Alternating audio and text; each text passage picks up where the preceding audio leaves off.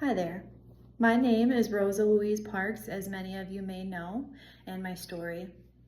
I wanted to take a moment with you personally and share all my efforts and contributions to society and what has made me the woman I am in your history today. It all started in Tuskegee, Alabama, where I was born February 1913. I grew up with my mother and brother on my grandparents' farm. Both of my grandparents were former slaves and huge advocates for racial equality during such strict times of racial segregation. Growing up with them, I seen firsthand the unfair treatment, so I took it personally.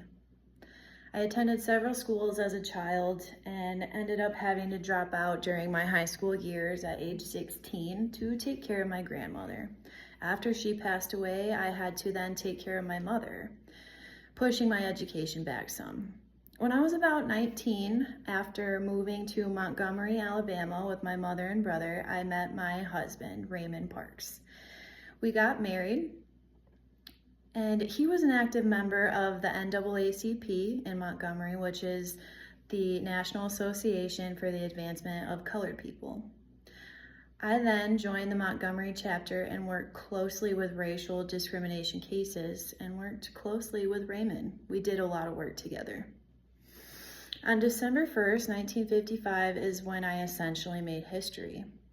This was like any other day, but I decided to refuse to give up my seat to a white passenger on a segregated bus. I was immediately arrested and fined, sparking a huge public outrage.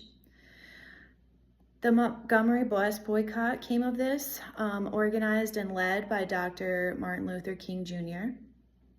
This boycott lasted 381 days. And during this time, many African Americans either walked, carpooled, or took taxis.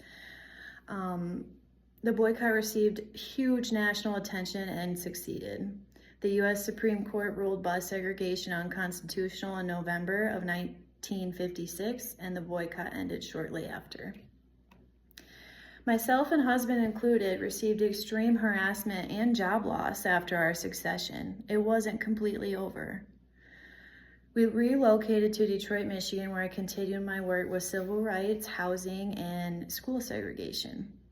For about 2 decades, from 1965 to 1988, I worked with a Congressman, John Conyers, as his secretary and receptionist, assisting people with the housing, jobs, and civil rights issues.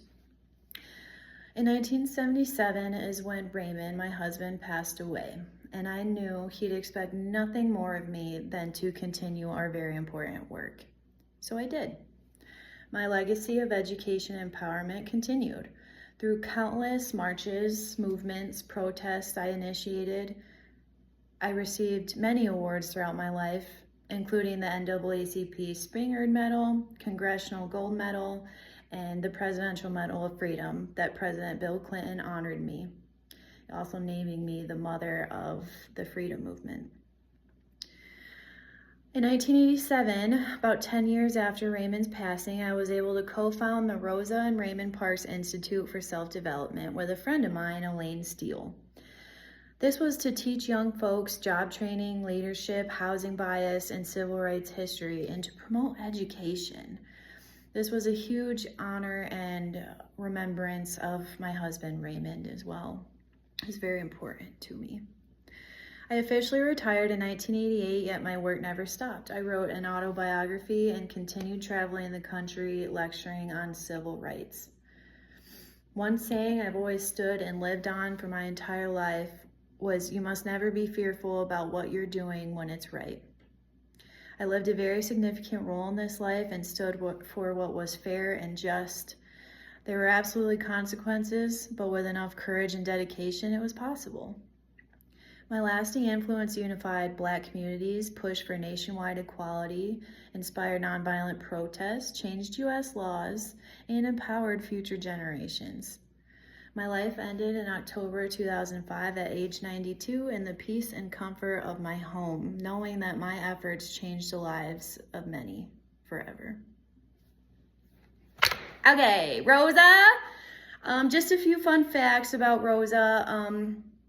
She was the first woman and second Black person to ever lie in the Honorable U.S. Capitol Rotunda, which is reserved for the most influential, like, public officials. So that was a very big thing. Still to this day, the Rosa and Raymond Parks Institute is still active in Detroit, Michigan. At the Henry Ford Museum, they have the actual bus that Rosa sat in and the seats where visitors can sit exactly where she sat. That's pretty cool. The front seats in the Montgomery and Detroit buses have little black ribbons on the front seats in her memory, not to mention all the countless songs, books, movies, art created in her remembrance. So, you know, Rosa was a very influential woman in our history, and life simply would not be the same without her. Thank you.